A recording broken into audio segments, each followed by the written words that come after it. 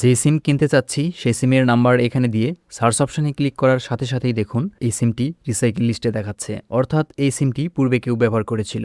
আপনিও যদি সিম কেনার আগে এইভাবে যাচাই করেন যে সিমটি পূর্বে কেউ ব্যবহার করেছে কিনা বা রিসাইকেল কিনা, তাহলে ওই সিমে আর কল দিয়ে কেউ সিমটি তার দাবি করবে না, সেই সাথে কোনো ধরনের অনাকাঙ্ক্ষিত কল আসবে না।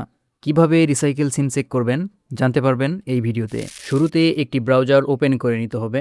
ব্রাউজারটি ওপেন করার পরে ব্রাউজারে যে অ্যাড্রেস বার রয়েছে সেখানে গিয়ে লিখতে হবে জিপি রিসাইকেল সিম চেক। আমি যেহেতু গ্রামীণ ফোন রিসাইকেল সিম চেক করব, সুতরাং এইখানে জিপি রিসাইকেল নাম্বার চেক এটা লিখে সার্চ করছি। পর্যায়ক্রমে আমি অন্য অপারেটরগুলো দেখাবো। ওকে, এটা লিখে সার্চ করার পরে grameenphone.me নামে যে সাইটটি দেখতে পাচ্ছেন এই সাইটে প্রবেশ করতে হবে। এখানে প্রবেশ করার পরে এইরকম ইন্টারফেস দেখতে পাবেন। এখানে আসার পরে আপনি যে সিমটি নিতে চাচ্ছেন সেই সিমের নাম্বার এখানে দিবেন। নাম্বারটি দেওয়ার পরে এখানে যে সার্চ অপশানটি রয়েছে এই অপশানে ক্লিক করতে হবে। এখানে ক্লিক করার পরে সিমটি যদি পূর্বে কেউ ব্যবহার করে থাকে বা রিসাইকেল লিস্টে থাকে তাহলে এখানে রিসাইকেল দেখাবে। আর যদি সিমটি ফ্রেশ হয় তাহলে সার্চ করার পরে নট দি রিসাইকেল লিস্ট এইরকম দেখাবে। এখন সিমটি নেবেন কিনা সিদ্ধান্ত আপনার। এরপরে আমরা বাংলালিংক রিসাইকেল সিম চেক করা দেখব। বাংলালিংক রিসাইকেল সিম চেক করার জন্য পূর্বের মতোই ব্রাউজারের অ্যাড্রেস বারে বা সার্চ বারে গিয়ে লিখতে হবে বিএল রিসাইকেল সিম চেক। বিএল রিসাইকেল সিম চেক এইটা লিখে সার্চ অপশানে ক্লিক করব। এইটা লিখে সার্চ করার পরে সর্বপ্রথমেই যে ওয়েবসাইটটি দেখতে পাচ্ছেন এই সাইটে প্রবেশ করব। এখানে প্রবেশ করার পরে এইরকম ইন্টারফেস দেখতে পাবেন। এখানে আপনাকে স্ক্রল ডাউন করে নিচের দিকে আসতে হবে।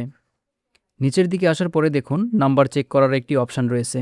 এখানে আপনি যেই নাম্বারটি নিতে চাচ্ছেন সেই নাম্বারটি দিয়ে চেক নাও অপশানে ক্লিক করবেন। এখানে ক্লিক করার পরে দেখুন এই নাম্বারটি রিসাইকেল লিস্টে নেই সেটা দেখাচ্ছে। আর যদি নাম্বারটি রিসাইকেল লিস্টে থাকতো তাহলে সেটা দেখাতো। এখান থেকে আপনি গ্রামীণ ফোন এবং বাংলালিংক রিসাইকেল সিম চেক করা শিখলেন। এবারে আমরা রবি রিসাইকেল সিম চেক করব। এজন্য পূর্বের মতোই আবারও ব্রাউজারটি ওপেন করে ব্রাউজারের সার্চ অপশানে গিয়ে লিখব রবি রিসাইকেল সিম চেক।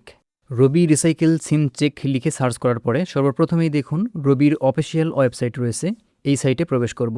এখানে প্রবেশ করার পরে পূর্বের মতোই আপনি যে নাম্বারটি নিতে চাচ্ছেন সেই নাম্বারটি এখানে দিবেন। নাম্বারটি দিয়ে সার্চ করলেই যদি এইরকম দেখেন যে number not found in the recycle list, তাহলে এই নাম্বারটি একদম ফ্রেশ, এটা রিসাইকেল লিস্টে নেই। আর যদি নাম্বারটি রিসাইকেল লিস্টে থাকে তাহলে সেটা রিসাইকেল লিস্টে রয়েছে, এইরকম স্ট্যাটাস দেখাবে। এবার এয়ারটেল সিম চেক করব।